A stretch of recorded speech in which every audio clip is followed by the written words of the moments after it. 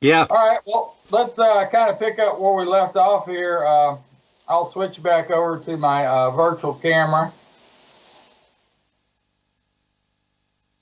and then we'll go. Oops. All right, got to pay attention to what I'm doing here. Yeah, David is using some OBS software, and it's really pretty cool. Yeah, Uh, actually, I pulled that up because I wanted to. Here, let's just look at this. This is my channel, Rev9 Video, and so I pulled up part two, my last show here, number 5. So I do my version of our show on my channel, and we'll go over and look at his. But when you pull up this video, this last one, I mentioned to people about the description. So you can see I've got quite of a lengthy description, and there's a little button here that says show less. So this is the way mine comes up on my videos, and it just has a short description. This says show more. If you click show more, you notice the first thing I mentioned in my descriptions, which I just copied from video to video, is I mentioned the OBS project right here, which is open broadcasting software. And there's a link if you want to go, if you're interested in doing some broadcasting. And then I do a little description about my channel. And then if you scroll on down to the bottom, this is, I mentioned to these people all the time about these videos, which are right here. You can just click on these and open them up. Here, we'll just open one. And they talk about nuclear war. There's a 3-part video series. Here's part 1, Nuclear War Prophecy Revealed. Part 1 of 3. I don't know how to pronounce that channel. Anyway, he did this in 2010. And, you know, it's a good little video series about Zechariah chapter 5 and why that would logically apply to nuclear missiles of some kind. Now, obviously, today, we have so many different weapons. Yeah, it could apply to something other than a nuclear missile. But if you read his description, it makes a lot of sense. The Zechariah chapter 5, I've gone through it on my own video as well. That's what the stars falling from heaven in 8:6 of Revelation, the trumpets. No, what we call the trumpet judgments. The trumpet, it says, see a star falling from heaven. So the star falling from heaven could be a missile. That could be the what it looks like. And then the trumpet, it's when the nuclear missile goes off. It looks like a trumpet because, you know, and then it obscures the sun, moon, and stars, which is what it would do if you did have some, even a limited nuclear war would do a lot of that. Of course, the other point is, you know, volcanoes. Like I said, it could be other type of military. You never know, but you'll know it when you see it, more than likely. and I'd like to just add that there are also other perspectives on the stars of the Revelation. You know, some view that those were in fact fallen angels. Others could say that it was Planet X and Wormwood. There's other views, but this is one that David's bringing to you. Well, yeah, and like I said, you'll know it when you see it. So like I said, we can all speculate. I've seen a number of different viewpoints on it, and I'm not trying to detract from anybody's viewpoint. It's just that what we need to get in mind is how all this stuff kind of connects together in prophecy the best we can. And then when you do see all this stuff come about, you'll recognize it. Where other people will just think, oh, it's just bad weather, or it's just a volcano going off. There's no connected, nothing prophecy connected to all the things that are going on. Yeah. So we should be able to be good enough with Revelation. We understand how these connections are. And this eternal rhythm flow, this is a guy named Scotty. He's the guy that did this first video on the September 23rd, 2017 date. But I posted on it way back when that, I didn't think he was applying it to the rapture or something like that. And I said, yeah, that's not what it applies to. So my first take on it really was that we were probably already mid-trib. But then later on, about the time of the event, I said, well, it really looks like this would be the beginning point because of the other two full eclipses, one which happened right about that time, and then the other one which comes around, and I think it's April 8th, 2024, I believe. So at any rate, that was my take on it. And then here's my channel, and here's where we're going to start. You can see I just updated it February 16th today. And I want to mention that, first of all, this is my videos, this is your videos on the second link, and this Pastor Dr. Everett Ramsey. Let's go over here and look at his stuff for just a second. He's here in Houston, Missouri, and he's a good teacher. He has quite a few. He's the one that does the, we'll look at his channel, but he does this Branson conference, and if you look on his channel here, you see it's called God's Covenant People Conference 2018. Well, he's getting ready to do another one in 2019. And his website, he's got, it's just called Dr. Everett Ramsey. If you go over here to his About Me page, you notice right here, he's got a domain name called godscovenantpeople.com, which brings you right here to his YouTube channel. So it's a redirect domain. So all you need to do, remember, is God's Covenant People. And then when you come here, he's got his website right here mentioned as well, which is the link right here at the top, Dr. Everett Ramsey. That goes to his website. And this is his website, everettramseydd.com.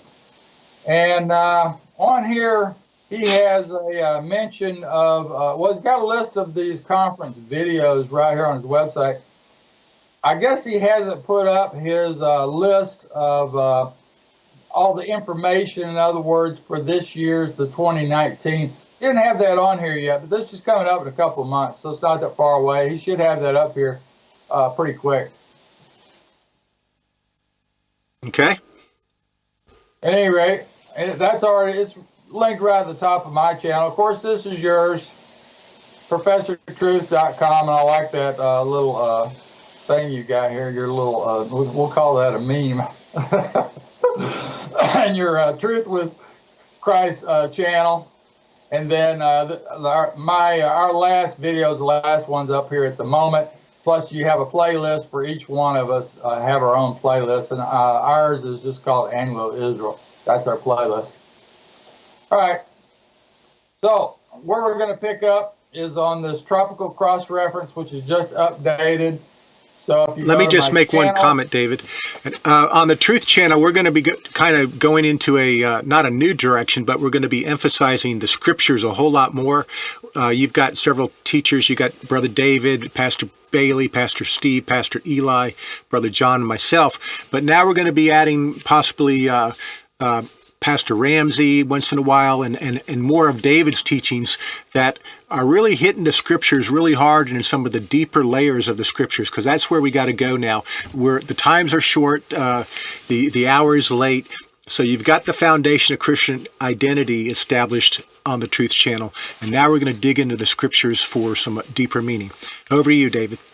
Well, yeah, and that's what I want to cover today, what people need to understand about, and like I said, I don't call it Christian identity because it's what Christ taught. So what I'm trying to make is, the point is, what Christ taught is really this teaching right here, you are gods. That pretty much sums it up, because this you are gods that he taught, that's what I start out with right here in my description here in my channel. I tell you that what he was teaching was these, I said, this is what Christ indicates he taught in Luke 24:44. In other words, what he taught was all these prophecies from the Old Testament. There was no New Testament. No one knew anything about a New Testament or a new teaching when Christ was here. All people knew about, of course, was Genesis and the covenant to Abraham. No one knew anything else. No, there is no prophecy in the Old Testament that the Israelite people are going to reject Christ, and he's going to reject them, and then everything that was taught to Abraham is going to be passed on to some people. It doesn't matter what you call them, Gentiles, or just call them non-Israelites. It doesn't really matter what you call them. There is no prophecy that everything that was given and handed to Abraham and his children is suddenly going to be handed to just whoever believes in Christ. That's crazy to teach that. you know, I just don't see how they got off on that. He clearly tells you, he taught prophecy. He gives you 300 quotes to prophecy, and yet all your pastors just ignore all the prophecy. Well, there's an agenda. Well, yeah, I understand, but I'm just saying, logically, what they're teaching is there is no logic in it, because it's opposite of what Christ taught. It's not what Christ taught. It's opposite of what he taught. And they would easily realize that if they would just look up your quotes and your cross references. I mean, they do some of that, but they still try to. They're very selective about what they teach, and they ignore other things that have been taught from day one. And then, I think our Bibles maybe been tampered with a little bit. At least the language was globalized, because the language was clearly, in the Old Testament, was clearly directed at the Israel people. And clearly and what I'm trying to show people, clearly all the way back from the golden calf incident, we can clearly see that there's two groups of Israelites. There's one group of Israelites who rejected Christ, and then their kids generally were leaders a lot of times, and by the time David came along, half of Israel was against him. So even though God obviously wasn't. So, I mean, even his own people were trying to kill him. And so the point is, you got all these Israelites that rejected Christ. You can see it in Jeremiah, you can see it in Isaiah, you can see it in all the prophets, all these Israelites that rejected Christ. And what you almost don't realize is, if you go back to Exodus and just go all the way back and start looking, you can see there's almost as many prophecies about the Israelites that rejected Christ than there are prophecies about the Israelites who accept him. I mean, if you just go by the number of scriptures, let's put it that way. If you just go by the number of scriptures, go back to the blessings and the curses, there's almost more on the fact that you're going to be cursed for not following God's law than there are detailing all the blessings you're going to get for following his law. And that's all it is. The whole Bible is about that, because there was no New Testament. And what was taught in the New Testament was prophecy. All Christ was telling people is, look, you have all these things back here in Scripture. Of course, they didn't call it the Old Testament. They just called it Scripture because there wasn't anything else. There's all the stuff in Scripture, which he's really talking about prophecy. Okay. And he started teaching this prophecy. So the thing is, he couldn't reveal too much. Here's one thing that I keep telling people, and they're like, oh, yeah. And they can kind of see it once that you describe it. Excuse me. He was teaching prophecy, but there's prophecy of the first coming and there's prophecy of the second coming. Most of the prophecy in all of the Old Testament is really about the second coming. Yes, we can go through the list verse by verse, and we can figure out which is about the first coming and which is about the second coming. But at that time, when they were there, they had no idea about a second coming. I mean, if you would have told them there was a first coming and a second coming, they didn't have any clue what you're talking about. All they have is this prophecy about what Christ is going to do. Now, they understood it was Yahweh, the Messiah, the prophet. In Moses' time, Deuteronomy 18:15, it was the prophet. He called it the prophet was going to come in the future and that kind of thing. And then we get the Messiah from what David taught. However, they had no idea that there was two different times, physical times, when Christ was going to come to earth. And you really can't see that. From their period, when they're looking at that prophecy, they're looking at all this stuff has to come about while Christ is here. Obviously, who would think that he was going to come, die, and then come back, thousands of years later, for example? No one, there's no clue. So that's why they kept wanting the Pharisees, these people who were trained in the prophecies, or thought they knew it, whether they knew it or not, they thought they did, and they were trained in it, like Paul.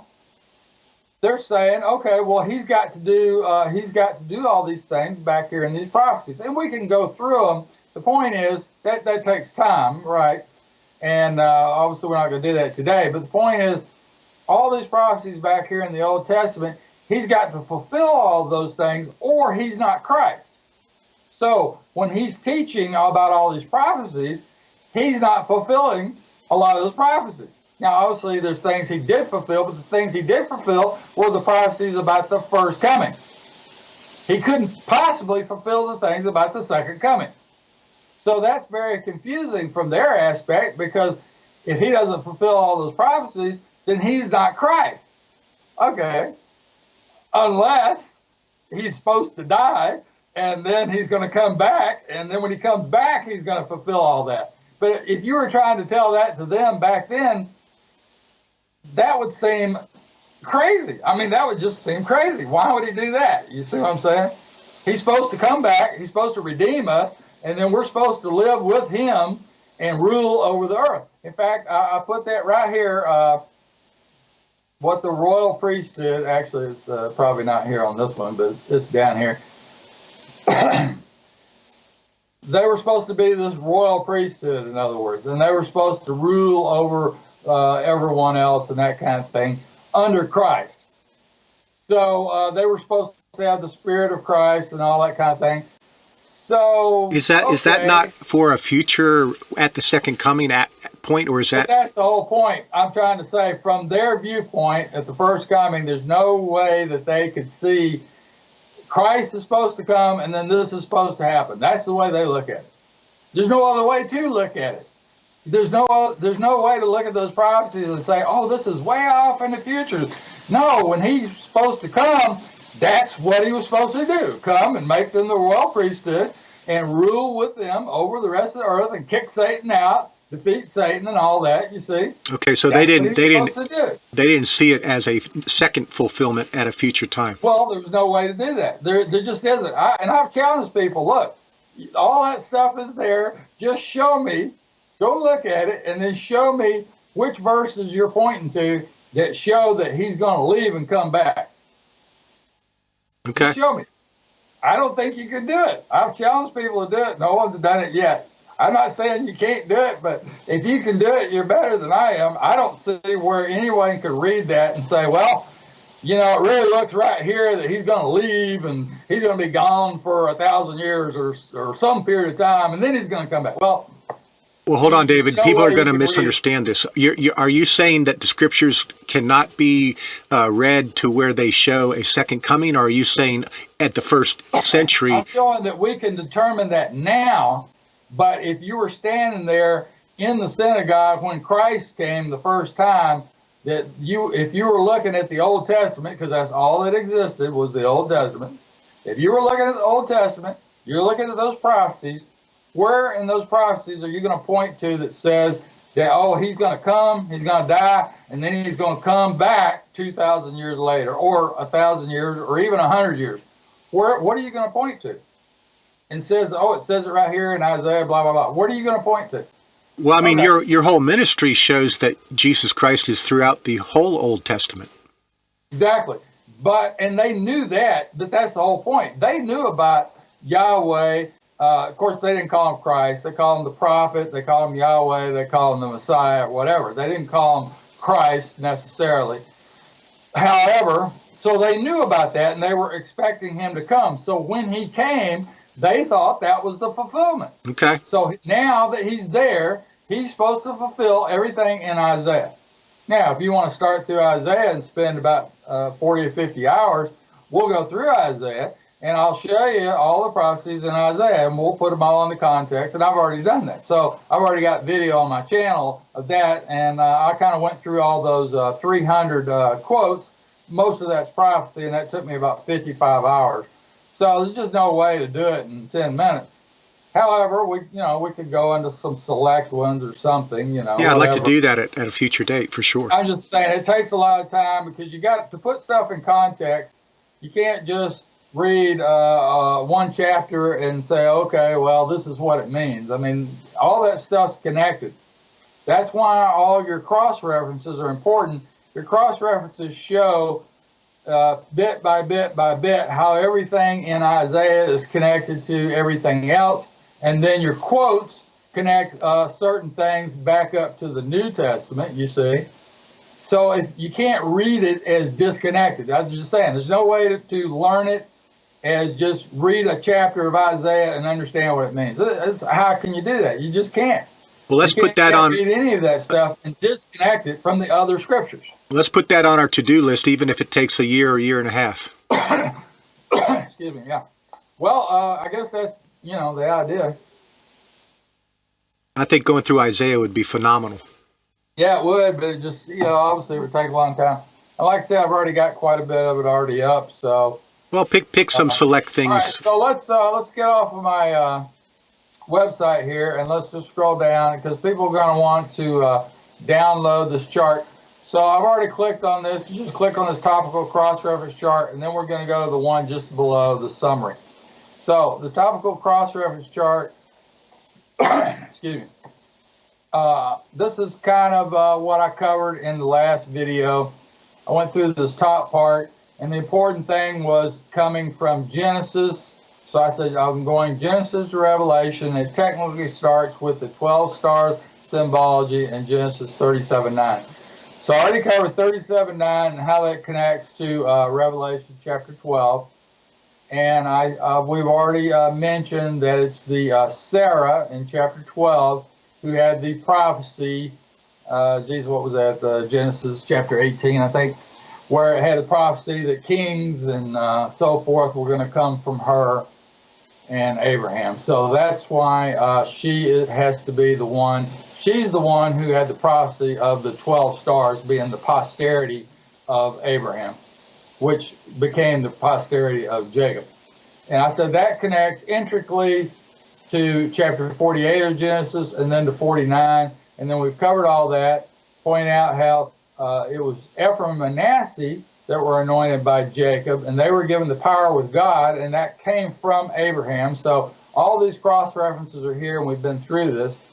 And then when you jump from out of Genesis, really the next major thing you see is the first thing when they came out in Exodus, he called them a royal priesthood.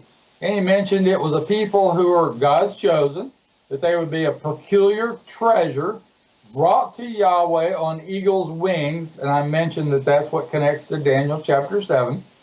He called them a holy nation above all peoples on earth. They would be ruling and reigning with Christ in New Jerusalem. And I mentioned that's over in the end of Revelation. In other words, it's really kind of describes it as a pyramid of approximately 1,500 miles square. So wherever that pyramid would be, right, in this holy land of all these Christian people. But my whole point of that about Christian people is since these three connect together here in Genesis, and when you read in chapter 48, it calls them, the prophecy was that, in other words, under Ephraim and Manasseh was to be the rulers over the rest of the 12 tribes in that aspect as a great nation and a commonwealth of nations. That was their prophecy. So the point I pointed out, there is no good logic that Christ was going to do all this work and that he was going to give this great blessing to them to be this great nation with so many posterities, the stars of the sky, the sand of the sea, which I mentioned multiple times, is back here in Genesis. And then all of this offspring was not going to know Christ. What kind of prophecy is that? That's just crazy. But that's the way pastors teach it. They teach it as a failed prophecy. That's the way they teach the New Testament. They teach it as Christ failed, or if he didn't fail, that in other words, that the Israelite people failed to come in and fulfill this prophecy. That they teach it as a failed prophecy. It's really what they teach it. It failed. There was no great Christian nation and multitude of Christian nations that were Israelites. That's the way they teach it. And then they completely overlook the fact that they're standing in a great nation that was founded on Christianity and technically still has quite a few Christians in it, you see. Yeah, and you got all these Christian people that go into church, and they're all mostly of the same race, or at least, let's put it this way, the people that wrote the Bibles and that went out and missionaries and took the message to the rest of the earth, those were white Anglo-Saxon people. And what impelled white Anglo-Saxon people to take the message to the rest of the earth? Now, yes, we have missionaries of all races and so forth, but at that point in time when it first started, let's go back to, let's go back to when, let's say 70 AD. I mean, where are you going to start at? Let's start at when everybody was run out of Jerusalem. All right, well, where did that Christian message go to? We only have history of one group of people taking that message to the rest of the world. There is no history of a bunch of black people from 70 AD going out and as missionaries to the rest of the world, printing Bibles, putting all this information together, and then taking it out and maintaining it for the last 2,000 years. Who's maintained the message of Christ for the last 2,000 years? I mean, obviously, when you tell people that, there's nobody that comes up with anybody other than white Anglo-Saxons. However, they reject the idea, supposedly, that, oh, well, these white Anglo-Saxons then are these people of prophecy, and then logically then would be Israelites. But if you go back to the New Testament and just read it, you can clearly see it was the Pharisees and the nobles and the elders, the people running the show, let's put it that way, who were the ones that rejected Christ, where just a lot of the common people, some of them were merchants, some of them were farmers, some of them were this, some of them were that, but just the common people, thousands and thousands of people who had to have been Israelites believed on Christ. And then why didn't they do then what Christ told them to do, which was to take that message to their brethren, the house of Israel, you see, their kindred, uses the word kindred in Acts and other places. So why didn't they take the message of Christ to their kindred? Well, of course they did, unless you want to believe that they failed as well. So the way pastors try to teach it is that, well, okay, yeah, there were these Israelites and that were Christians, the first Christians were Israelites. They'll agree to that, but then somewhere after that, all of a sudden everything failed, and so a bunch of white Anglo-Saxons walked through one day and said, hey, this looks good, let's go out and start teaching this. I mean, that's kind of the way they teach it. They don't teach it as prophecy, you see, because if they taught it as prophecy, then they'd have to admit that these Israelites back here in Genesis are these Christian people up there, and since there's only one history of Christian people, which are white Anglo-Saxons, taking the message to the world, then, let's connect the dots. 1 and 1 equals 2, right? Comment. Yeah, agree with what you're saying. Earlier you mentioned what nation would the pyramid come down, and of course we know that the America is where the Bible Belt was established. That's why they call it the Bible Belt. That's where the 13 colonies were first established and of Anglo. There's some people that have done really good work, and I just recalled that guy's name, David Barton. If you go look at, and I forget his website, but you can find David Barton. He's been teaching this stuff for years. He's probably compiled more information about the history, the Christian history of our country and our legal system and all that. I don't know if there's anybody that's done more than David Barton. I don't know who it is. At any rate, he's done a lot of good video, and he's got a huge library of information. He's done a lot to compile it. Pastor Chuck Baldwin up there in what am I trying to say? I almost said. By the way, David, when you're just talking a lot, you might as well switch back so people can see you and not just see a screen that's static. Yeah. Well, that's true, but actually what we need to do is continue on. Anyway, Pastor Chuck Baldwin's another one. So anyway, I covered this as far as these prophecies. I pointed out the important one was this everlasting priesthood. So that's really where it starts. That was the first thing that Christ really told them. But even by then, he had already fulfilled some prophecy that he gave to Abraham about bringing them out of Egypt and all that. So then, if you just look on through, he talks about himself as the shield, and that's really where I picked that up as Christ the shield in Genesis 15:1. I picked it up out of the 2 Samuel 22:2 and 3. And he used the words Christ, this basically is Christ the rock, in other words. So it's Christ the shield, the rock, the horn of salvation, king of salvation. All that's right there in 2 Samuel. And then that's repeated in, I guess it's First Chronicles, the same, exact same things repeated here. And then this is where we get to "You are gods" here in Psalm 62, which has to be speaking about the Israel people. And it's because he works for the Israel people. He shields the Israel people. Christ the rock is Christ the rock to the Israel people. He's the horn of salvation to the Israel people. You see what I'm saying? That's what makes them the gods that he's talking about in Psalms 82. So I went through all that, and then I connected. The important thing was this Jeremiah chapter 30, 31, 32, and 33. You've got 4 chapters here, and it's also in 23, as I show there. But it's all about the house of Israel. They're called 2 families, 2 witnesses. And that's where you get the 2 lamb kings, and all that comes together right there in Jeremiah. It's repeated 4 times. That's your prophecies of the end time, where Christ returns, brings us all back together. And it's also repeated in Ezekiel, and then we all know chapter 37 of Ezekiel. So all those are prophecies of the end time, in other words. Daniel chapter 7, so we covered that. Now, where we want to get to is how that comes and connects back to Revelation, and we covered all this right here in the last video. And then we covered down to the end of that, so right there.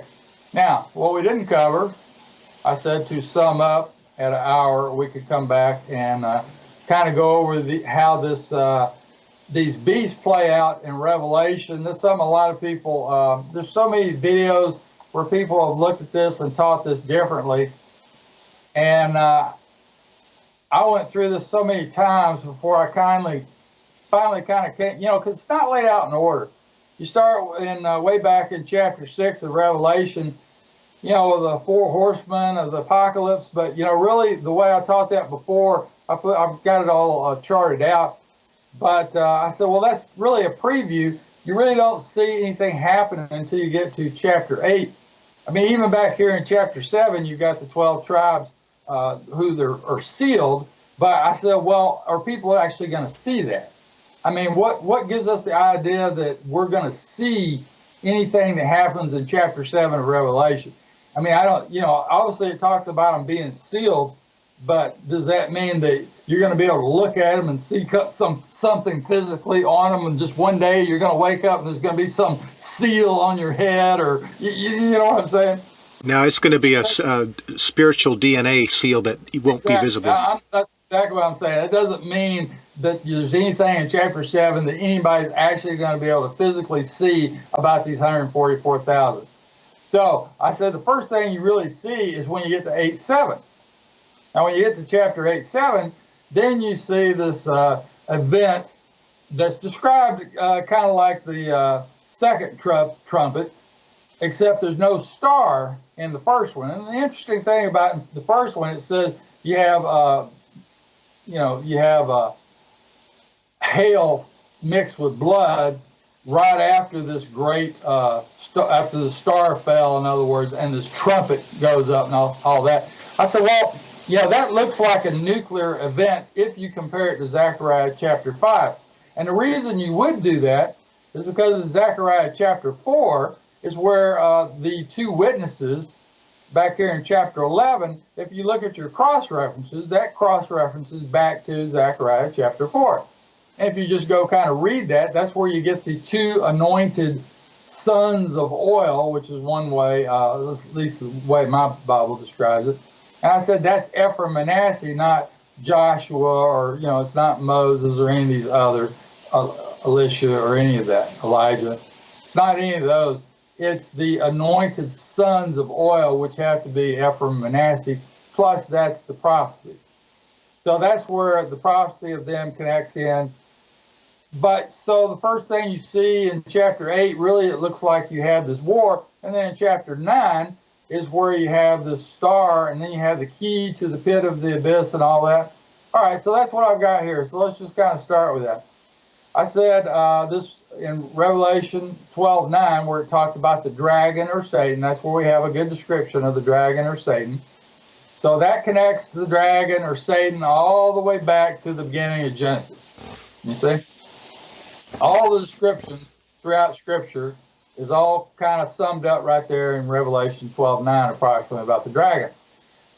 So I said he was cast into the earth with his angels in Genesis, but he was released by an angel with the key to the pit, or the pit of the abyss, however your Bible describes it.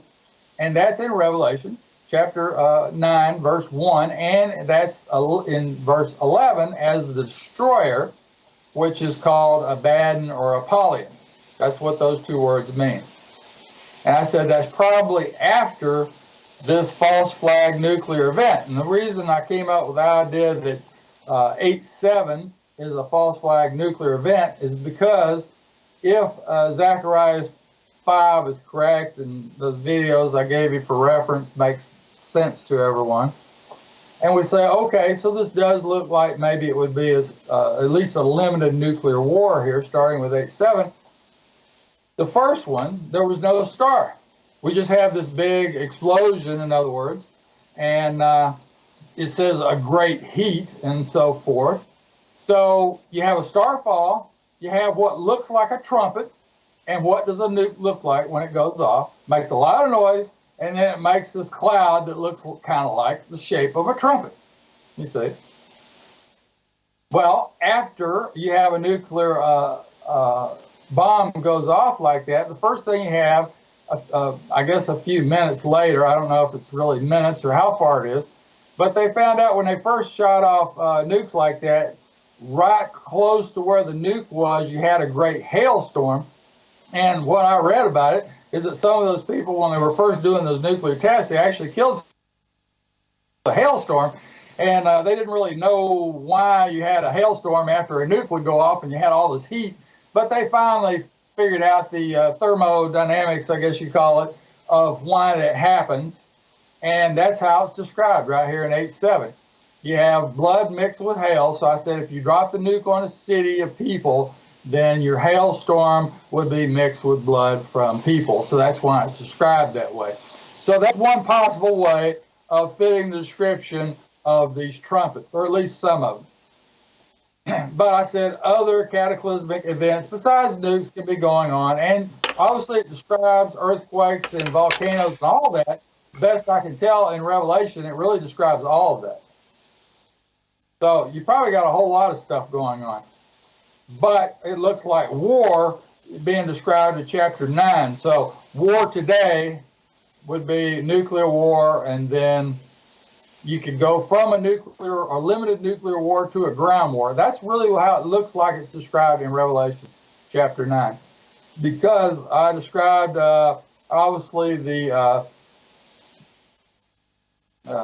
as helicopters, and I've got a whole video where I've done that and gone through. In fact, my first two videos on my channel go in the description of why that would make sense as a helicopter. It's interesting that's Revelation 9:11 there. Yeah, yeah. 9:11 is the king, and that king is called Abaddon. And Abaddon and Apollyon, if you look that word up, it means destroyer. So. Sometimes people view the destroyer also as Planet X. Well, yeah. And like I said, we might have a lot of things going on, but this is a person, if it's Satan, first of all, it's already said it's Satan in chapter 12. So when you get to chapter 13, then, and it's right here, in fact, we're coming to it right now, Revelation 13:2, it mentions that it's this Satan who's in control of this beast. Now, we got the beast as being a military government from Daniel chapter 7, which we covered in the last video. So we kind of went through that. And we can go into some of the stuff in more detail, obviously, but I expect people to go look. And then, like I said, I've already got video on it, so there's no point in, going over the exact same stuff each time. So all that description is being laid out. But what I want to bring together is these four beasts in Daniel and connect them here to Revelation in chapter 13. That's really what I wanted to kind of get at too. So when you start with chapter 13, it's Satan then who's giving authority to this beast, which is this military government, as we described in Revelation 13. And this beast then in chapter 13 is who attacks the saints in chapter 13:7. Okay, but what's being described here in chapter 13:7, these saints, is actually these people back here in 11:7. And if you go back here to 11:7, that's where you see that the two witnesses, in other words, are overcome or conquered in war. Because that's what it is. It's clearly war. If you just read what it says in chapter 11, first of all, they're consuming their enemies in war.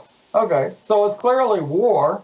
And then when you get to 11:7, all of a sudden the two witnesses who were consuming their enemies are destroyed by this beast. And this beast is the one over here in 13:7. Over here in 13:7, it describes them as saints from different nations and speaking different languages and that kind of thing. It calls them the holy people, saints, that kind of thing. Well, obviously that's Christian people. And just before this, in chapter 12, it already told you they're Christian people. You go back to chapter 12, up here, it's where it starts with the crown of 12 stars. So up here in chapter 12, we're describing the Israel people. And then in 12:17, and again in 14:12, that's where you can see it's the 144,000. They're Israel people. We know that from chapter 7. And again, it's repeated in chapter 14. And in chapter 12, verse 17, it tells you that they follow God's law, teach the message of Christ. Same thing in Revelation 14:12. They follow God's law, teach the message of Christ. And then if you look on my chart, it's actually mentioned 12 times. Same idea is mentioned 12 times in Revelation. But it's very clear in those two verses. So if you just connect the dots, then you're looking at the Israel people in chapter 12. That came from Genesis. It's a prophecy. The two witnesses, we've already connected all these prophecies.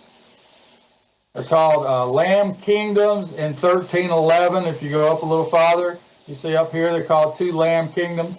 So up here in 13:11, then you have this beast who's in possession of these two Lamb Kingdoms. All right, Lamb Kingdoms. So they're kingdoms who worship the Lamb. It's the same as these two witnesses who witnessed for Christ. They're two empires, as it was described in Daniel chapter 7. They're empires. That's what beasts are. So back here in Daniel, they're that eagle with the two wings that were plucked. So that's how it all connects. So I kind of laid it out. It's really hard to just talk about it. So, David, would you say they were Ephraim and Manasseh, or Germany and America? Because Germany had a black eagle and America had a white eagle. Yeah, well, in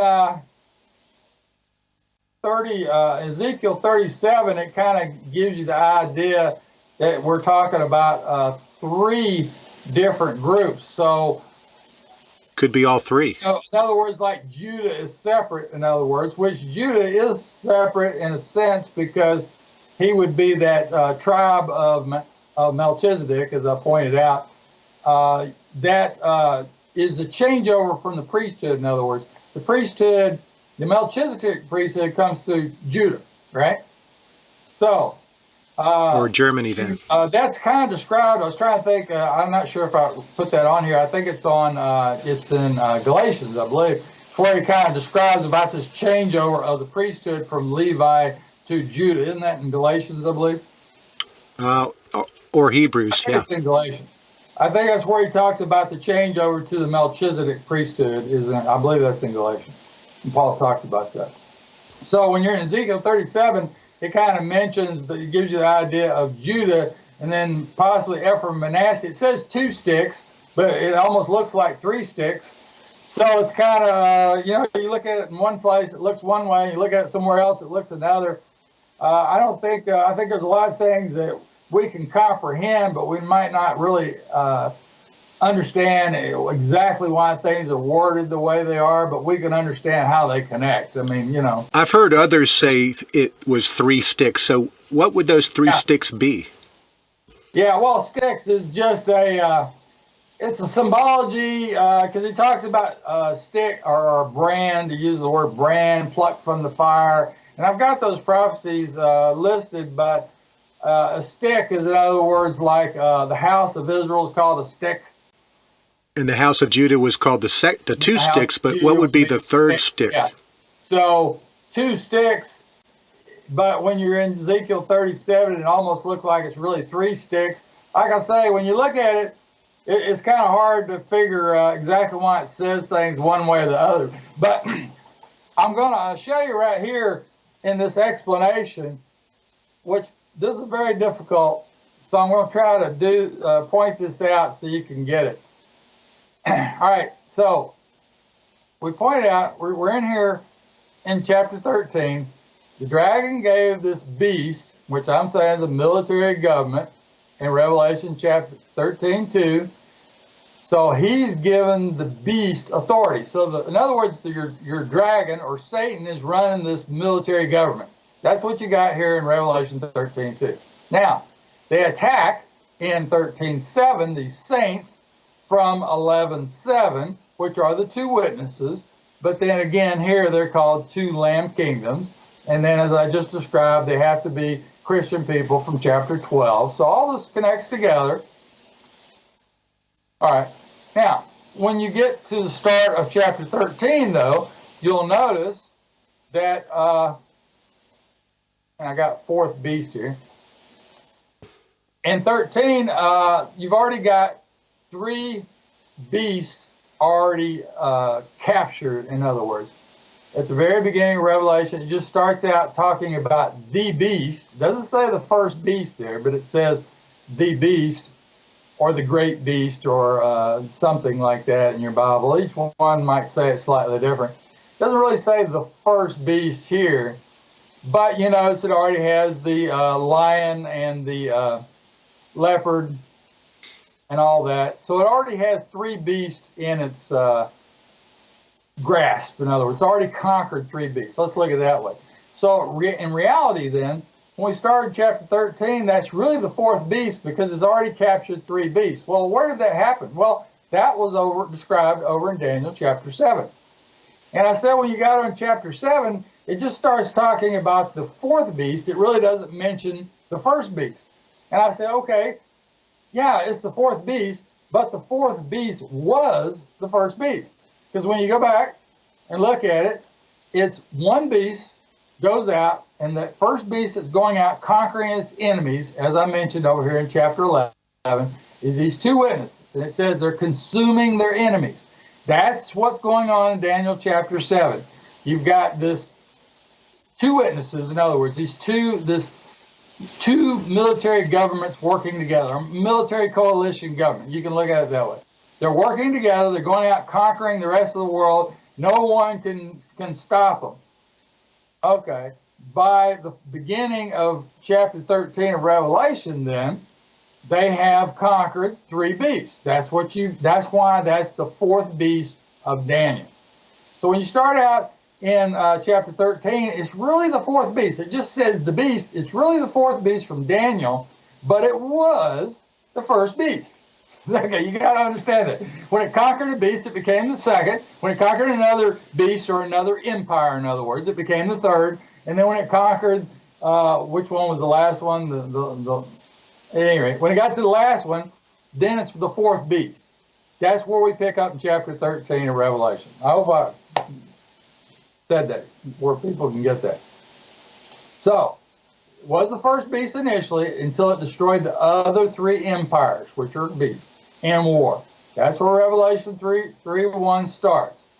A beast, or in 13:11 it says another beast in mind. Some of them say the 2nd beast, and they may even say, your Bible may even say 1st and 2nd beast. Mine just starts out beast and then another beast. So where are we in that timeline of conquering the 3 beasts? So, in 13:7 then, Satan, in control of this beast, conquers the 2 witnesses. So now... So that hasn't happened yet. First 3, he has those first 3 beasts listed at the beginning of Revelation 13. Now he's conquered the 2 witnesses in 13:7. And then when you get over to chapter 13:11, you notice it says he's in possession of these two lamb kingdoms. So now he's in possession. So all of that has not happened yet. When you get to there, you see he's in possession of the two witnesses, plus he already had possession of the other three at the beginning of chapter 13. So really it looks like he's in possession of 5 beasts, is what it looks like.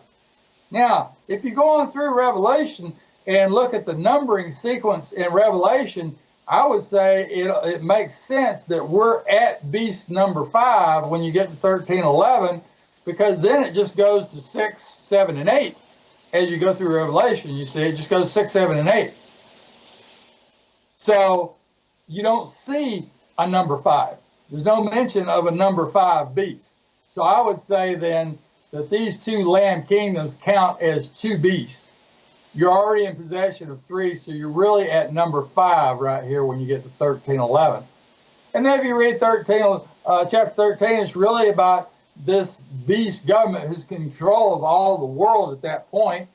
In reality, it says who can make war with the beast, right? That's what it says in 13, it's right before 13:7. It says who can make war with the beast? Yeah, well, that's because it's already conquered 5 empires, end-time empires, which mean that all of these empires have to exist at the same time. Now, this is what I kind of get a stickler with over Eli and some others, is that yes, the 8th beast, when we get to the 8th beast, the final beast, that is the beast that's talked about back in Daniel. But the other ones in Daniel are not these beasts up here in Revelation. These are not historical beasts, because they all exist at the same time. Just read Daniel chapter 7 again, and you can see that they were given a continuation. They continued to exist. And it talks about the 2 witnesses, in other words, in Daniel chapter 7 as well. So they all exist at the same time. So they're not historical. However, the last one that makes it through to the end, that is the historical 8th beast from Daniel. So that's where Daniel beast number 8 connects to Revelation. The last beast in Daniel is the 8th beast also in Revelation. But you see, this is all this war going on to get to this point.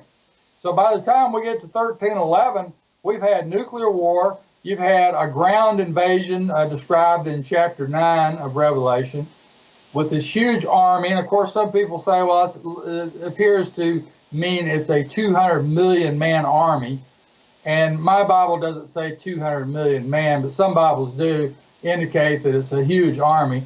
So I would say that, yeah, that has to mean, if you're talking about 3 modern day empires, then it has to mean that there's millions and millions of people in this war. I mean, you just can't get out of it. Even if there's nuclear war that starts, it goes to a ground war, and there's millions of people involved. So that's why it talks about such a large number of people in Revelation being killed.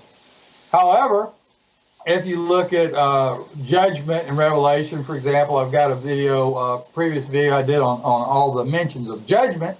All the mentions of judgment are about his people being killed. In other words, these Christian people being killed, and all the judgments directed at people who kill the holy people. So there is no judgment about other things. It's all about people who are killing the holy people. And there's, 20 or 30 different verses about that. So it's, that's what it's directed at. It's all about all this perpetual war in the end time, and they're trying to kill off the holy people. The bloodline of Adam, yep. What's going on right now. Yep. What? Trying to kill the bloodline of Adam. That's all that this war is directed at. It's exactly what's going on right now. And you've got all these people up here that you elected to Congress, and they're, promoting all the war, and they're promoting everything that they're told to promote, even though, in other words, they're trying to give unalienable rights to other people, but then they're ignoring your unalienable rights. And by the way, I added this, speaking about unalienable rights, I added that to this chart, and we'll scan back over this at some point. But let's try to continue on the thought. So, the 2 Lamb Kingdoms are the 2 witnesses, and they're 2 Christian empires.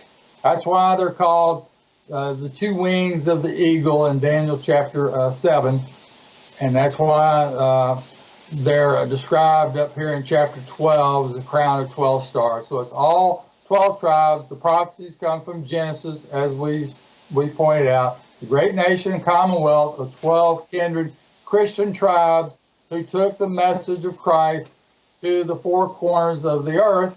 There is no other group of people in history that did that except white Anglo-Saxon people, which has to make them these people of this prophecy. There's no logic of a prophecy except people who would be blessed, anointed by Jacob because they know Christ. Now, they knew him as Yahweh, they knew him as the shield, they knew him as Melchizedek, they knew him as the scepter, they knew him as all these terms, but there was no other entity. It's the entity is the Son of God, which is Christ. That's the entity. So, he's anointed by Jacob then, start here in Genesis 35:11 basically, and that started from chapter 12:1, and that prophecy was expanded throughout Genesis into this nation and commonwealth of Christian people, Christian tribes, the 12 tribes. So I call them the 12 kindred, and they are called kindred tribes, so they're 12 kindred, and they're Christian tribes, or they believe in Yahweh. And a portion of them, all throughout history, continued to believe in Yahweh. Some of them rejected Yahweh. They just liked the amenities of all the blessings that they got from being Israelites, and but they ignored where all those blessings came from and said, "Oh well, Christ doesn't exist, but I'm blessed, but I got all those blessings by my own,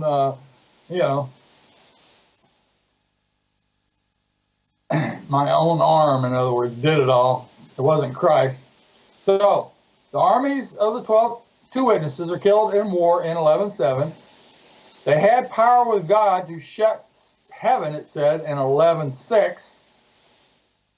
They were killed in Jerusalem while defending modern-day Israel, if you look at 11:8. It says it that way, so that's possibly then makes sense that that's where the war is, and that's where they're destroyed. They're in defending Israel, modern-day Israel, and they're killed in Jerusalem. That's just kind of the way it reads. You'll see it when it happens. Because I know, as you do, David, a lot of people view these as two literal men, and I think you bring out that this represents Ephraim and Manasseh as the two witnesses, and the armies of such Christian lamb nations. Well, and they are two men in the sense that they're anointed prophets, Ephraim and Manasseh. I mean, they are men. Now it says they'll be dragged. Not the ones. It says they'll be because they're the men in prophecy. They're from prophecy in Genesis. Okay. It says that. It says they will be dragged through the streets. How would you discuss that? Well, like I said, this wording in King James, you can look at it. You don't know if it's absolutely the way that it should be worded, or if it's, we have all these figures of speech, we have allegories and metaphors and all this stuff. I mean, you can read it, and we don't know if it's described 100% accurately or we understand the application exactly right. But when all this stuff comes about, you're going to see it. The point of what we're doing is we're trying to lay this out into people's heads so that when this comes along and they see it, they can say, "Oh yeah, okay, this is what I read about." So it happened like this over here, not exactly like we thought it did necessarily, but now you'll be able to recognize it. Okay. You'll be able to connect it into the timeline, and you'll be able to see, okay, this makes sense. This just happened. This fits exactly what it says right here. Blah blah blah. Okay. Good. You'll recognize it. Even if we don't teach it 100% accurately, you'll recognize it when you see it. And we're connecting the dots probably as better as anyone has, Better, I think, because I don't think most people have figured out that the two prophets are the Ephraim and Manasseh, and they come from Genesis and this prophecy in Genesis. I don't know of anybody that teaches that. I don't either. Yeah. Where it comes from. And also pointing out that these kindred people in Revelation have to be the 12 kindred tribes, and all this connects together in Revelation. It all connects together. I've got it completely laid out on charts, and people could see it. But I've had people kind of look at it and they're like, well, they think well, there's some other teacher taught them this and that, and they want to believe what he taught because they think he's smarter. Well, we're all smart, but that doesn't mean that we're right. And like I say, just because I got it laid out doesn't mean we'll be 100% accurate either. I don't think it's going to be 100% accurate except Christ. But let's do the best explanation we can. So I think these two prophets are prophets in 11:10 because their father Joseph was a prophet. He was called a prophet. And Jacob passed the heritage of the prophecies for Israel. So all these prophecies from Abraham, Isaac, and Jacob were passed to Ephraim and Manasseh as this great nation and commonwealth, which I said they had to be Christian. Otherwise, it makes no sense that they're blessed. They're not blessed because they know Christ or they know the Redeemer, Yahweh, or however you want to look at it. Okay. So they were called up to heaven or raptured in 11:11 and 12. So if they're called up to heaven, that's what a lot of people teach as the rapture. The problem is that they were dead at this point for 3 days, as it says, right? So they're called to heaven by Yahweh after the Spirit of life, it says, resurrected their bodies. And I believe that that's a fulfillment of Ezekiel 37, 1 through 14, the dry bones symbology. That's where that dry bones would fit, right there.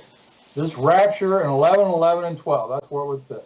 Didn't the dry bones get fulfilled when Yahshua rose and all the dry bones rose at the same time? Yeah, a lot of other people were brought back to life. And I agree. That's the only other place I could think of where it would make sense. Because I've been over there, and they have their graves, they call sepulchers, are on top of the ground, and they're filled with dry bones. And Right. Well, I would agree that that's another place where that could make sense. However, if you look at Ezekiel 37, that's really in end time context. The fact that it's stuck in 37 right before the 2 sticks prophecy, you see, or some people call it the 12 sticks prophecy, in the second part of the same chapter. You see what I'm saying? I would say that it makes really good sense that dry bones is an end time symbology, and it could be a double symbology. You right, see, dual fulfillment. But when you see it, you'll recognize it. And so let's just try to connect the dots. So that's where I put in Ezekiel 37 in the dry bones. So that would make sense. They're raptured. They're brought. Yahweh comes down. It doesn't necessarily mean he'll come all the way to earth and anyone will see him. We may just hear his voice, hear a shout, or whatever it is. But the Spirit of life will resurrect them, and however that looks. If it looks like the dry bones, and then you'll recognize it when you see it. The remaining remnant of the Christian 12 tribes who do not support this perpetual war gave glory to the God of heaven. That's what it says in 11:13.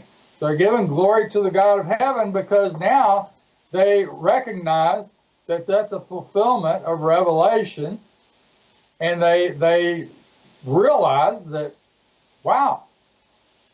All right, now, I put on here, and that's because even though some or much of their military was just destroyed, which is what the way I read 11, is that it's their military protecting, Jerusalem, probably. Let's just say that that's what it is, for example.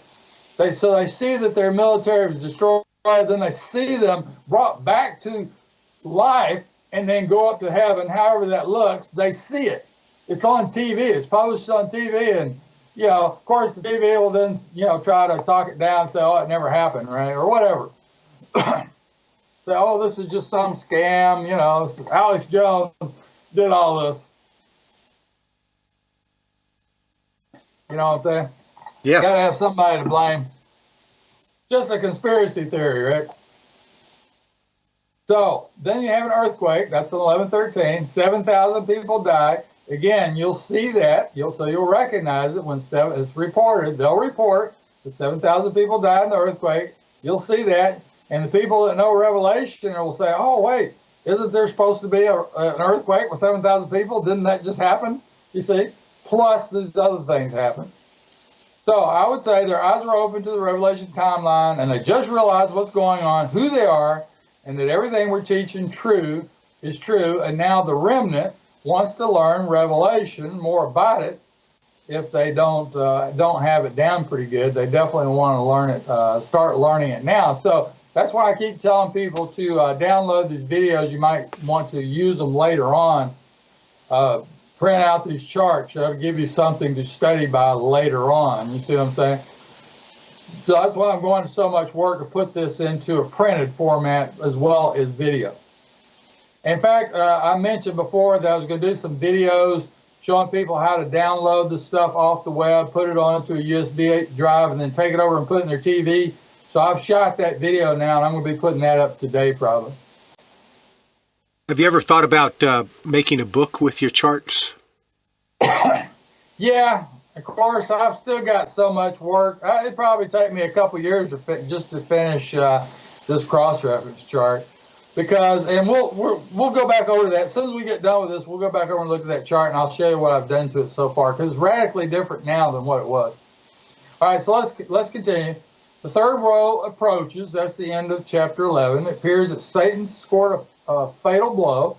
He has the upper hand because he's in control of all the militaries. He's conquered 3 empires. Okay? But the remnant of Christian Israel, who understands the significance of what's happened, why they're being judged, because that's really what it starts out being. It's a judgment. When they're conquered, it's really a judgment on the Israel people for not following his law and everything he told you to do. It's a judgment. He just withheld judgment, and all the judgment that you have deserved in the last 2,000 years. That's why all this is so bad at this point in time. All that judgment that he should have judged you for in the last 2,000 years, he's judging you for right now, or later. Might even be more than that. So now they return to Christ in large numbers. It says they repent in 12:11. They refuse to bow to global government control of their lives, and many have their heads cut off for not obeying the martial law dictates that were passed by our president or current dictator, assuming we even have a president. It doesn't look like we probably have a president anymore unless our president is Satan. If our president is this Satan, it mentions in chapter 13 too, you see, it's either that or it's whoever the current dictator is who's running our country. And he's doing all this war to save our country. Initially, that's what the war is promoted as, to save us and protect us and blah, blah, blah. America's interests, in other words, right? That's what the war is promoted as, but that's not what's going on. So, as we can read in chapter 24 through 6, there were a number that were killed, that came back in the first resurrection, that were killed as their brethren were in 6, 9 through 11, and that was under Nero at that time. But then every other dictator who operates under Satan's direction does the same thing, kills Christian people. So in the last 100 years, we can see 100 million people have died for various reasons, some in war, some have just been their communist dictators that have killed off Christian people in their country, or others. There's always got to be some good reason for killing these people, right? But, so I say, now we transition from a nuclear war to conventional war. So that's what I think we see in chapter 9. Once you see that last star fall in chapter 9, I think that's verse 1, you see the number 7, trumpet judgment number 7. Excuse me, let me get a little water here. Talk for a second. Okay, ladies and gentlemen, David is amazing all of us with these correlation studies that he's done with hundreds and hundreds of hours of work. So make sure you share this and go through it and use it as an advanced Bible study. I know that's what I do. I go back through this and and look up the references, and certainly there can be gained a lot. There can be gained a lot from this.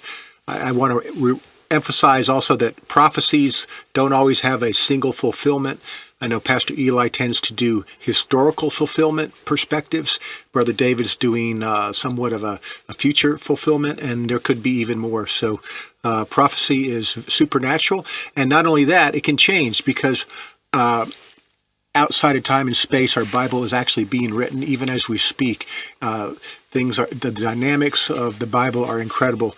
The book of life, some people view the scriptures as the book of life, as I do, and every person's name that you know that was written in the book of life can actually be found in the Bible in various equal letter sequence codes and other things. You're in there, where you're born was in there, when you die is in the scriptures already, because it is the book of life.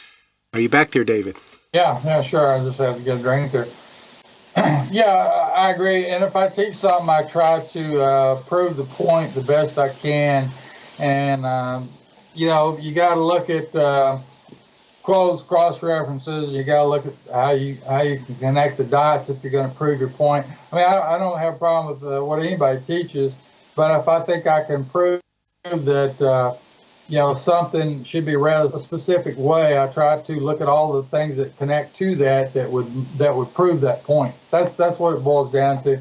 And like I said, in Revelation, when you're looking at these beasts, all these beasts are all together at the same time. They're not spread out over thousands of years. In other words, they're all in a war, which is apparently fairly short. There's a 5-month time mentioned in chapter 9, and if it was nuclear war, we all realize that a nuclear war would take place maybe within, a couple of days. You know what I'm saying? You wouldn't have nuclear war necessarily spread out over a year. It would all be pretty close together. You'd have a incoming missile, and then you'd have a response. And then even if everybody decided, hey, we don't really want to do this, we don't want to destroy the world with nukes, and decide to go conventional, you wouldn't have your nuclear part wouldn't stretch out over any great length of time. It would probably be over a day or two, and that'd be about it. Or your capability of firing more nukes might be the other issue. Maybe that everybody wants to continue the nukes, but for whatever reason, there's some technology that comes in and prevents them from being able to launch. So you can look at it that way as well. It might have been, but for whatever reason, that capability was taken away. So you can look at it that way. I just don't think it's the nuclear part's very long. I think it transitions. In fact, I think that's probably what it does happen. I think for whatever reason, their capability to launch is overridden, and that's why it transitions to an army on the ground. And that really is what you have described in chapter 7. Okay. Chapter 9. All right, so let's continue here. I've got I said transitions, nuclear to conventional. Sixth seal is open. Ungodly are also aware of what is about to happen. When you can kind of see that at the end of chapter 6, how they run for cover, in other words, and they want the rocks to cover them, All right, so they realize this is the day of wrath. That's the way it's described at the end of chapter 6. They realize that who they've awoken, in other words, that they've crazy guys in control is going to destroy the world, right? But now also the remnant of Christian Israel, I say, well, the real 12 tribes, please stand up. Well, yeah, it'd be nice if they were standing up right now, realizing that, these holy people, well, that's us. We're the ones that follow God's law and teach the message of Christ.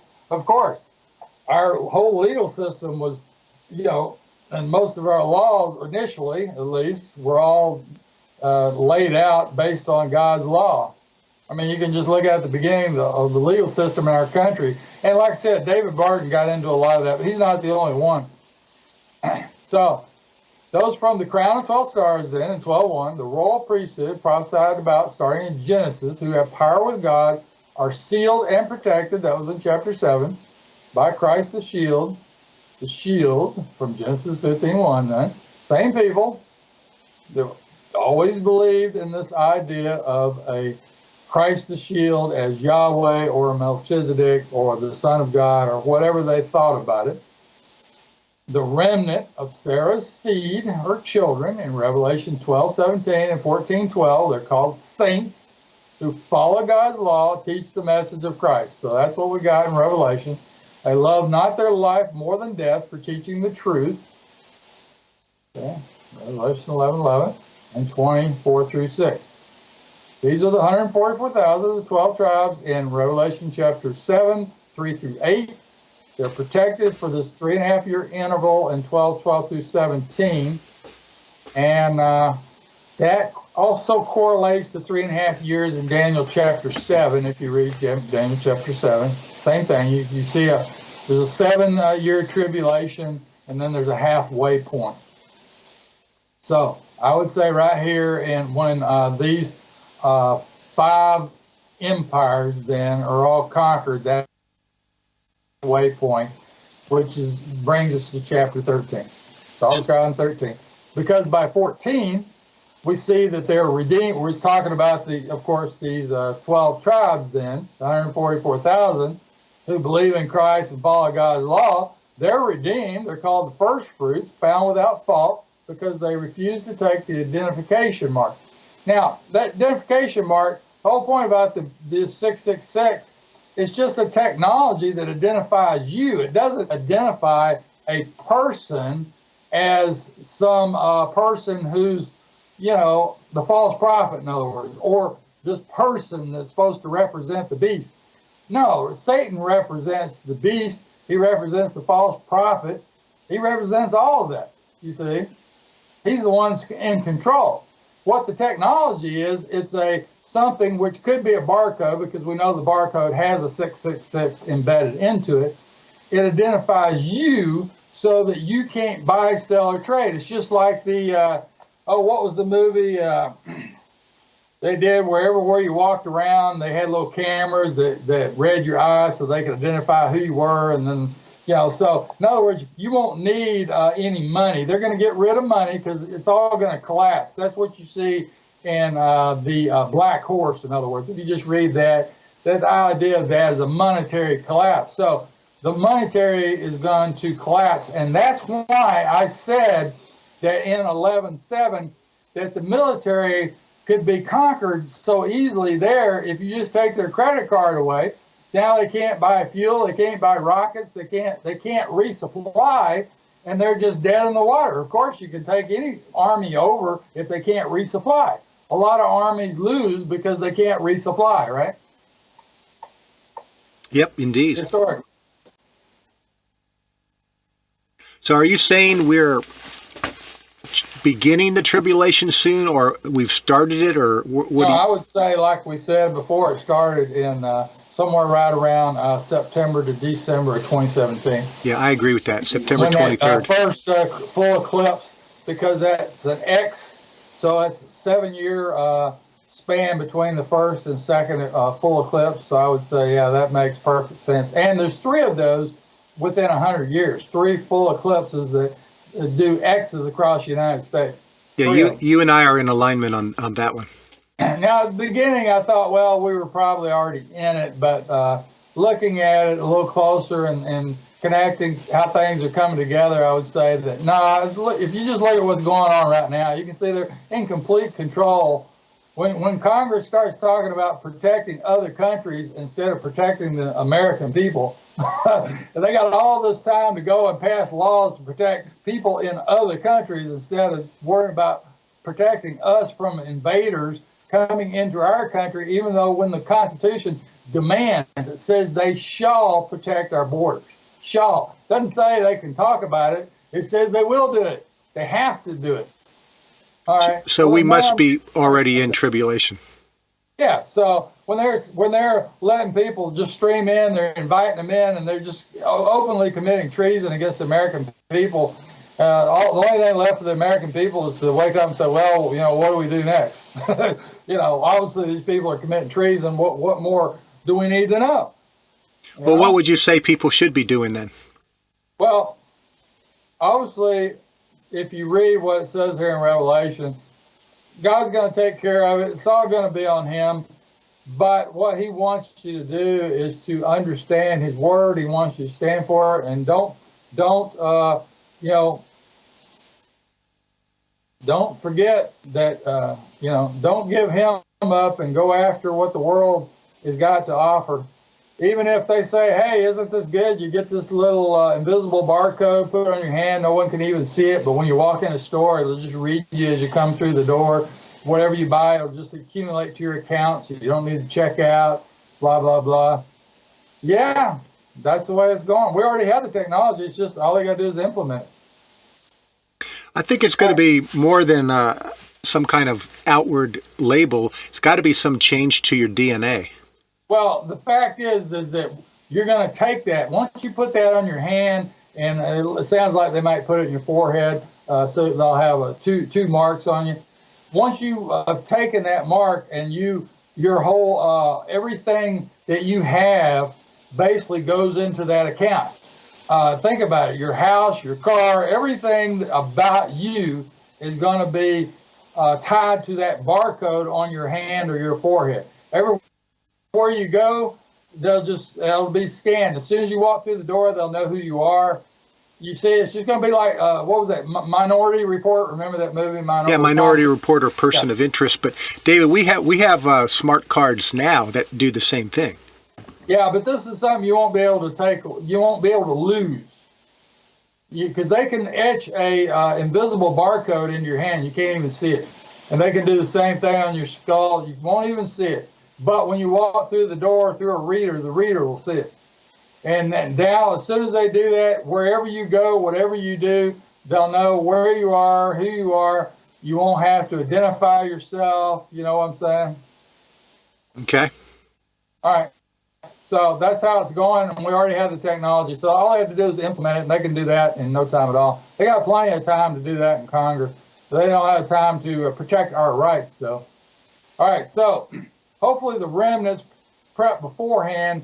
It's only going to be a 3.5 year period. In other words, once we get to chapter 13, once they're conquered in war in chapter 11:7, once all 5 of these empires are brought together, however that looks exactly, Satan's going to be in control. He's going to take control, make you get this barcode or whatever that is. You're going to have to participate, or you're going to be a non-person.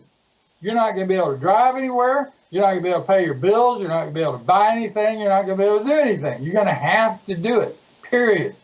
So you got all these big Christian, so-called Christian people sitting in church, and how many do you think, if they're told tomorrow they have to do this to continue to go to work, to buy food, how many do you think is going to do it? Their pastors are going to say, oh, Revelation, what is it, Romans 13, whatever they tell you to do, you just have to do, right? That's what the pastors are going to say. Romans chapter 13, whatever law it is, you just go ahead and do it. Don't worry about the consequences. Yeah.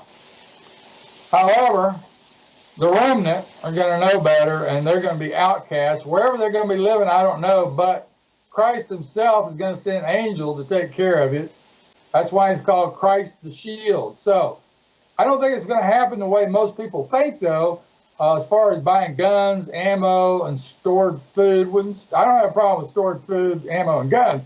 I'm just saying I don't think things are going to be working out the way people think, that they're going to be hiding out in the woods with guns and ammo, and they're going to carry some food out there and just be hunting for how long they plan on staying out in the woods for the next 20 years? I mean, come on.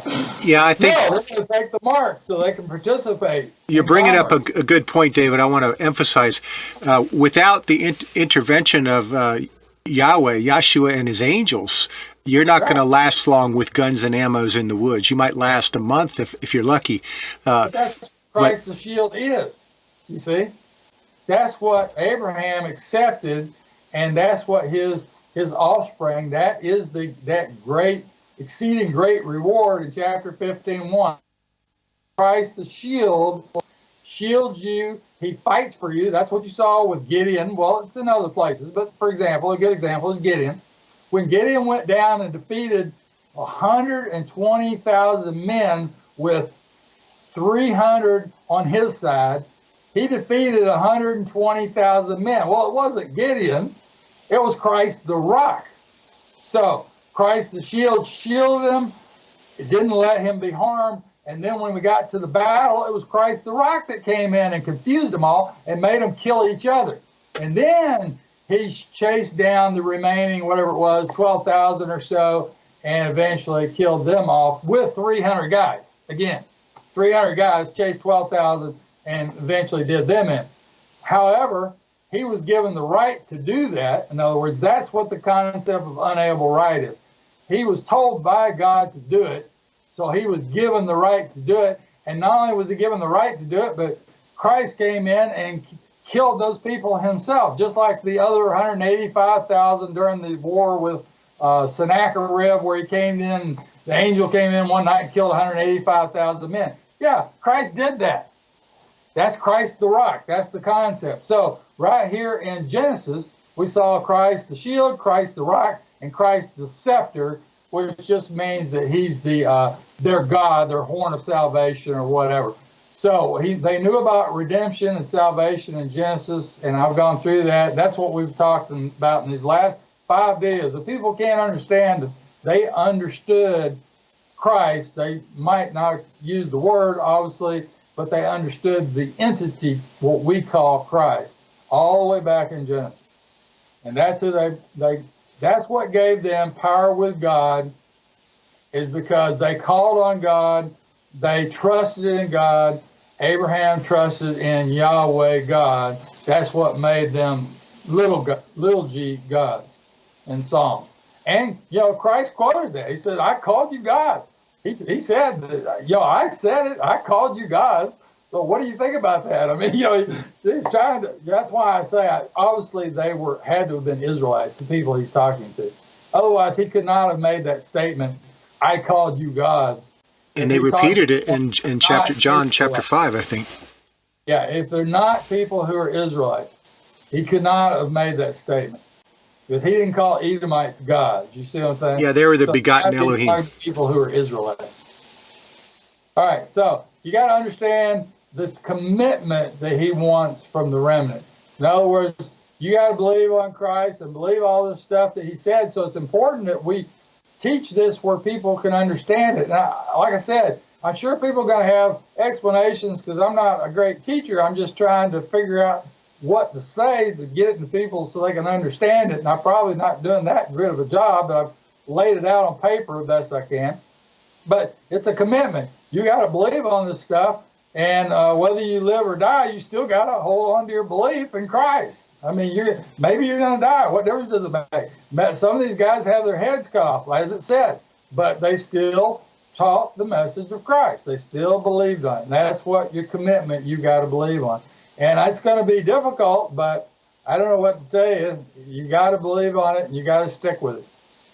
All right, so their reward is having the name of Father Yahweh, who no man knew. And did I mention that to you, that I found that 19, 12, and 16?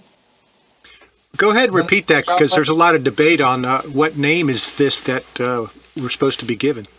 Well, here's where it mentions it. In 19, 12, and 16, it mentions about the name being written on his thigh. Is that Exodus? No, we're in Revelation. Revelation, okay. And because we mentioned that last time, and I told you it was in Revelation, but I couldn't remember which verse it was. Anyway, they're going to have his name, the same name, written on their foreheads in 14:1. So when you look at 14, you notice that name, the same name, his name, Father Yahweh, written on their forehead. So whatever this is written on his thigh in 19, 12, and 16 is what's written on their foreheads in 14:1. That's just the way I connect it. And they're giving a new song in 14:3. And I say it appears there's still some time to pass where Christians might die in this last 3.5 year period before Christ returns, which he returns in 1911. So that's this period basically between 1413 and 1911. So it's hard to say. Most of that deals with the people who rejected Christ, the vile judgments, and all that kind of thing. But we see the final kill off of all those who joined in this global deception to kill the 12 Christian tribes. That's what you see at the end of chapter 19. Because everything we read in Scripture is about this battle between the seeds or the children in Genesis 13:15. And I think the whole Bible boils down to Genesis 3:15. I'm in violent agreement. I've said that to Eli many times. However, except when you're looking at the blessings and the curses, you can see clearly that some of Israel believed and followed Christ, and some of them didn't, or Yahweh. You know, some of them believed on him, some of them were blessed, some of them were cursed. All through Scripture, you can clearly see a continuation of people who believe and a continuation of people who did not believe. And then when you're in the New Testament, it's the same thing. When Christ comes, thousands, in fact, they said, the Jews, you know, the people in charge that wanted to kill him, they wanted to kill him because they said that everybody was going to start following Christ. That's what they said, and that they were leaving the synagogue. So they were afraid that because that's how they made all their money. Everybody was going to follow Christ and walk out of the synagogue, and they had already threatened that anybody that believed on Christ would be kicked out of the synagogue, see? Which was really wasn't doing them any good, because people that believed on Christ had a good reason then to leave, you see, that already been threatened they were going to leave anyway. Why do we need to stay if we believe on Christ and you don't accept him? Well, good riddance. You see what I'm saying? Mm-hmm. Yep. So, everybody went along with the evil then. They were tossed in, and I said into the sun, because if you look at it, there's an angel in 1917 who has his foot in the sun, and we mentioned that before. All right, so those that survived to this point in chapter 20, 4 through 7, they've earned the right to sit on a throne in judgment of others, which their brethren is what they're really talking about, I think, along with those who earned the right to be brought back to life in the first resurrection because they were beheaded. It says they were beheaded for teaching the message of Christ. And that's this royal priesthood. I mean, who else would it be except the royal priesthood? Now, and we've talked a little bit about this in the next 1,000 years. And I say that there's going to be, it's logical because there's going to be 1,000 years in remediation and rebuilding process of the nations of the 12 tribes destroyed in the wars. And I went ahead and put Isaiah chapter 40 through 66 in here, because if you go 40 through 66, we can see that idea mentioned multiple times, that there's a period when after these wars, when the cities of Israel will be rebuilt. And obviously, if we're talking about nuclear war, and we've got all, you know, think about all these nuclear power plants. If we had a nuclear war, how many of those would melt down? And I mean, it would just be a mess. The whole world would be destroyed with radiation, any way you look at it. You see what I'm saying? So yeah. I'm saying there's got to be a time when there'd be a remediation process and this rebuilding process that it talks about in Isaiah and others, but Isaiah goes through it quite a bit. I think it's interesting, David, that we're actually in the 7,000 year period now and a day is 1,000 years. So we're in the 7th day now, and what you're describing here as 1,000 year could be the 8th day of restoration. You know, a day is 1,000 years. Right. But I said, you know, technically it just looks like there could be a physical 1,000 years for all these things to happen, which would line up with what you read about in Isaiah, which is why I said we could spend a lot of time in Isaiah. There's a lot of good stuff there. And then we still also have to lay, just reading what it says, a 1,500-mile square of foundation stones for the temple of New Jerusalem, which it also calls precious stones. Of course, the precious stones really resemble the 12 tribes, in other words. But either way you want to look at it, there's also a 300-foot wall, if you read that, for the pyramid that's called New Jerusalem. So there's your verses for that, and there's a few more. So a period of 1,000 years accomplished seems reasonable, and the Gog and Magog war, as I mentioned before, it's not really described as a war here in Revelation, although in Ezekiel it's a little different. but only raised 2 verses here in Revelation 28 and 9. They came, they saw, they died when fire came down from heaven, and you'll know it when you see it. So I said what's important, if you're an Israelite, your name is still written in the Lamb's book of life in Revelation 21:27. It wasn't removed because you were apathetic about God's word, or you took that barcode on your hand. I don't think there's any going back, any way going back once you take the barcode, and once you've said that you accept that, and you're going to do whatever this, this is Satan that's going to be in control. Let's just get down to it. Is Satan in control in 13:2? So once these things happen in 13, where it indicates that you're going to, accept this numbering thing that numbers you, that's it. That's it. If you take that, if your pastor says that you should just go ahead and take that, I think I would get another pastor about right now. Well, and knowing that you may starve to death if you aren't counted worthy to overcome these things by intervention of the holy angels, and who knows? There you go. But it does indicate that in Isaiah and others. Like I said, we should do Isaiah because that's the better one.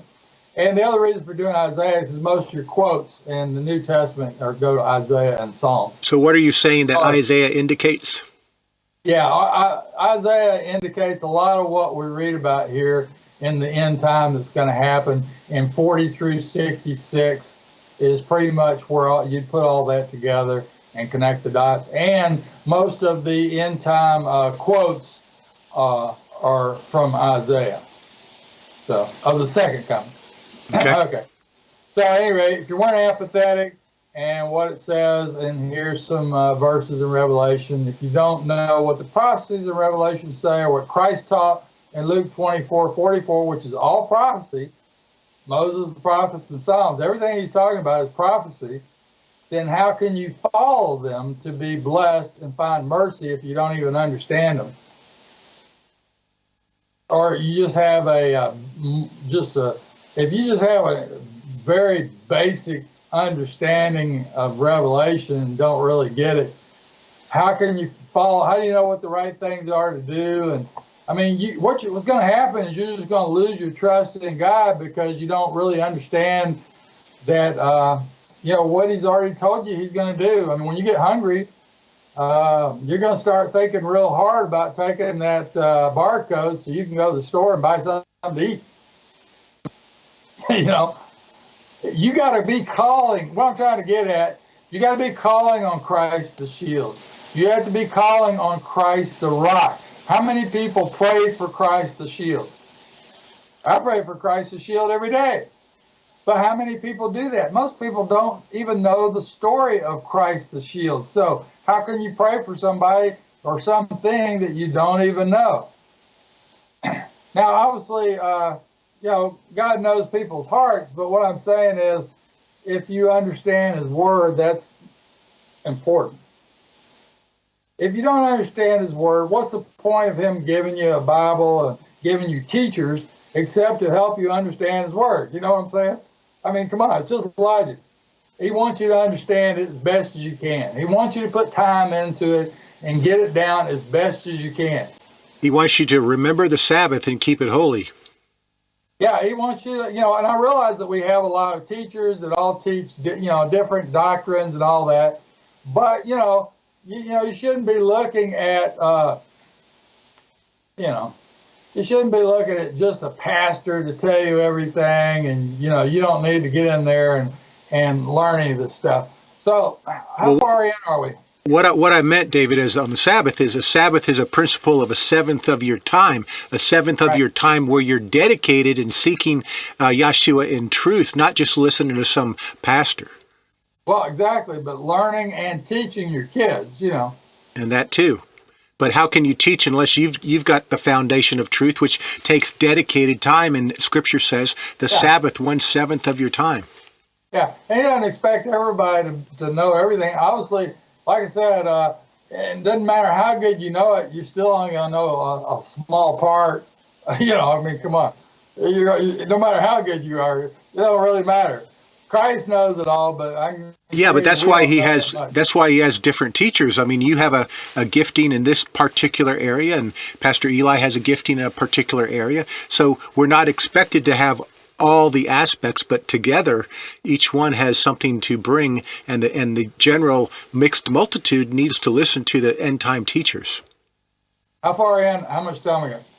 Well, we probably should wrap it up here pretty soon. We're about 2 hours? hour and 45 minutes right now. Okay, so we can go about 15. Good. Let's take about 15 then and look at this chart. So I've just added a few things to it, and right here, you notice I added unable rights. Did you want to mention the Mount Sinai? Yeah, I'm right. That's what I'm looking at right here. You Okay. notice I got unable rights and the wilderness of sin, or Mount Sinai. I put on here, and this was just announced that there's a city being built, or going to be built by 2030, a $500 billion city built around Mount Sinai, which now the Saudis have admitted that Mount Sinai is in Saudi Arabia, and that Ron Wyatt, way back in the 70s, just like all these videos that we've seen about Ron Wyatt and how he found Mount Sinai. Well, now it's all admitted now that the real Mount Sinai is in Saudi Arabia. Not only that, they're going to build a city around it. They're going to build a state-of-the-art, robotic, connected city with all the newest technology, including robots and everything, right around Mount Sinai. It's going to go all the way up that coastline, all the way up to Jordan. So all up the coast on the Gulf, what we call the Gulf of Aqaba. Now, the other thing I read about that, I was looking at some of these videos, and I had a couple people mention that the Gulf of Aqaba, the reason that we didn't understand that the Gulf of Aqaba was what Moses went across, and we thought it was the Red Sea, is because they said that what's listed as the Red Sea in our Bibles originally was not the Red Sea. The Red Sea originally, at the time of Moses, was what we call now today the Gulf of Aqaba. They said that was the Red Sea, and there's some internal proofs, and I haven't gone through all those videos to figure out how they come up with that idea and what they're quoting. But supposedly the Gulf of Aqaba was originally the Red Sea. So they came across. Where did Ron Wyatt find all the chariot wheels underwater? Yeah, it's in the Gulf of Aqaba, and now you can find plenty of video. In fact, let's just so here's how you do it. You just go up here, and we'll just go to your channel. All right, go to YouTube, and it's really easy to find videos. Just look at the city is Leom, Leom. And just look at that in Sinai. I think you mean Neom. Yeah, sorry. Neom.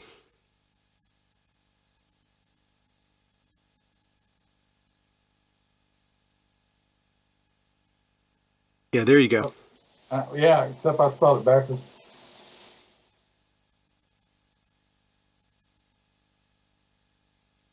Try to help. I spelled it right. All right, now one of the best ones I like was this one right here, Finding the Mountain of Moses. And there's a lot of good, the other good thing about some of these, and this one has some drone footage in it. If you look at through these list of videos, you'll find some in here that have good drone videos, drone footage. Okay. And, well, what I was going to say was, geez, what I should have done, I should have gone over here and looked, because I think I already got this on here. I think for folks, what Brother David is saying is very recently they are saying that the Mount Sinai was in Saudi Arabia, and that the Gulf of Aqaba was actually where Moses and the Hebrews crossed. And this is coming out now with some recent archaeological findings. That's basically what Brother David is saying. Yeah, let me look on here. I thought I'd already, I guess I was supposed to download this and I didn't. Well, I mean, anyway, they have enough to go find this stuff.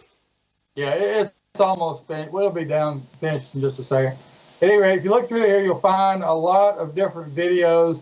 and look for the ones. Use your filter up here where it says filter, and just look for recent ones. Of course, you can look for older ones, but if you look for recent ones like this month or this year, you'll find stuff from just a few days ago. There's a lot of stuff here because they just apparently just announced this fairly recently that Mount Sinai was in Saudi Arabia.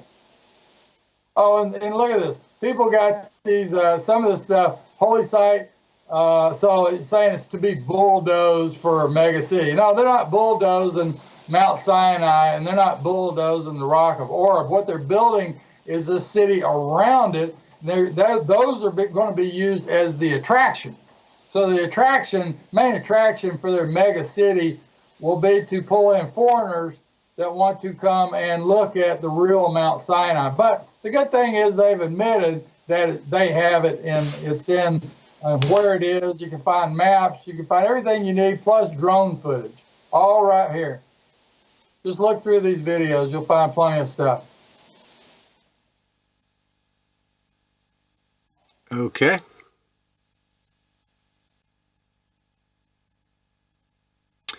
Okay, well, that's really good, David. I think that's really all they need. Yeah. Well, I was gonna, I don't know why. All right. So that's all we did. And then if you look down on my chart here, what you'll see I've done, and I've got it in purple, I added all these quotes. So I'm taking my other two charts with the quotes, and I added them into my cross-reference chart. So right here at the beginning of Genesis, you can see the first quote in Genesis is Hebrews 4:4, and that quotes Genesis 2:2. And then I've also added some cross-references into these quotes so that you can put all this into context and then tie it back to the beginning of Genesis. And we'll just basically go through the Bible. I'm mainly going to kind of stick with the quotes. The quotes are what's important, but I'm going to have a lot of cross-references, so as you're reading through, all these prophecies, you can connect the dots all the way through Scripture, mainly to the New Testament. So you can see right here, quotes and cross-references. So I've updated this tremendously. So we can come back through this and spend some time on this chart, but we've technically kind of gone through it, or at least the most important things. But I've already done, I've got a lot in Exodus, Numbers, Deuteronomy. You see, I'm up in Joshua. Well, I've got Judges. Actually, I think I got a lot with Judges. I'm actually done Ruth. I'm all the way up to Samuel. Well, you figure out where you want to go. We'll do another one in about 2 weeks, and I'd like to at some point dig into Isaiah, like you said. But this is actually a beginning now that you've got all the equipment working and these really nice, clean screenshots. Well, so yeah, now that I've got this, there's quite a bit here. If somebody wants to actually learn this stuff and ask questions, just come back and start with this topical cross-reference chart and start going through that. And you can refer to our last 6 videos now. You can refer to our last 6 videos on this chart, and I've just updated on our site, which I mentioned at the beginning. So that's the most important stuff that we can cover today, and then we'll talk about what you want to do on the next one. Okay. All right, ladies and gentlemen, that was Brother David of Anglo-Israel, and this show is called Anglo-Israel. I'm going to go back and study this thoroughly. And I encourage all of you to do the same and share it. So we want to thank you today, Brother David, and we're going to go ahead and also close in a prayer. You want to lead us in a closing prayer, David? Yeah. Here, just give us just a second here. I want to show you something. This is the video I was talking about. And if you look here, it's got all this drone video embedded into this video where this guy goes through and shows all this. I think he green screened himself and put himself into pictures and video that were done from back before. But then there was the cave from Elijah, Cage of Elijah. Did you catch that? Mm-hmm. Yeah. That was looking down from the cave. He's inside the cave looking down. Except I think this was shot many years ago. And there's where the lake of water was right below and all that. There's some really good stuff. And there's the Rock of Oreb, by the way. Drone video. So some of this video, I think what this is, I think some of this video is new and some of it's old. Some of it's older pictures maybe, and then some of it's new video, and it's all kind of spliced together, I believe. Is how So that rock is where they get the water to come out, right? That's the Rock of Oreb. This is where they got the river. And they needed this river of water at that time because they sacrificed all these animals. So they were showing that animal shoot a little bit back there at the beginning, where they brought the animals down, and they you can see that. And then they've got another group of a couple of people called the Caldwells, I think. There's a really good video. They shot a bunch of stuff that Ron Wyatt actually uses. I think it was the Caldwells that actually shot some of that video. Because Ron Wyatt, his first time there in the 70s, they arrested him and had him in jail for a couple months or something like that. They made him take him back and show him where all the stuff was. They wanted to know why he thought that all the stuff was in Saudi Arabia, you know, because he snuck into the country. They wouldn't let him in, so he snuck in. And he originally went up there before they had fences up and all that. He went in there and found all this stuff. And then when he was trying to sneak out, he got caught. And they put him in jail, and they made him go back and show him where all the stuff was. And then after Ron Wyatt showed it to them, they fenced it in.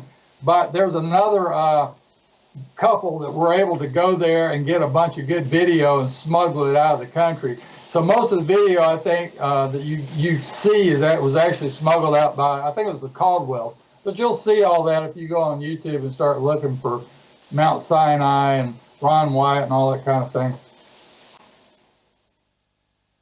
All right, so I have to move you to get back to me. All right, you can wrap up, but we'll talk again about what we should go to from here. Hopefully, like I said, there'll be some people with questions. We can do some question and answer, and hopefully Pastor Ramsey will come on your show. And I mean, he's a real teacher. I'm not obviously don't hold a candle to people like that can really teach for a living. I've just got some research here I've spent time on that if people would look at it, they can see how they can study and definitely figure out how to connect the dots in prophecy. And I think that's really kind of what I'm trying to aim at. Well, very good, David. Thank you so much for bringing this to everybody. I'm actually just blown away by your research. It's not only amazing, but the hours and dedication that you've put in is certainly sets a bar for the rest of us to aspire to and admire what you've done to bring forward. I believe we're in the end times, and I believe that this is predestined to come at this time. And I certainly thank you, and I'm sure the listeners do also. Well, and the other thing we need to make a point is Christ that gives you the knowledge. It's not me, obviously. I just, maybe I had the time to do it or something, so he gave me something to do. I don't know. But, obviously it's a blessing and on your life. And when Christ shields you from harm, that's a blessing. So those are the blessings that you get. And knowledge is a blessing that Christ gives you for believing on him and committing to him and all that kind of thing. But he still tests you and other things, as we've seen all throughout Scripture. So, but you just have to do whatever it is you can do. And that was something that he kind of impelled me to do. So I stuck with it. And you still got to put a lot of time and effort into it. It's not that he just hands you all the stuff to do and then you know what it is. You know what I'm saying? It's not really like that. It's like that he kind of impels you that, gives you something that you kind of see. And if you're interested, and then you start putting some time to try to look into it, then he gives you some more. And then as you look in, he gives you more. And so on and so on. So it's a continuous process. And, the benefit is that you're blessed, but then you can bless other people by whatever he gives you. Indeed.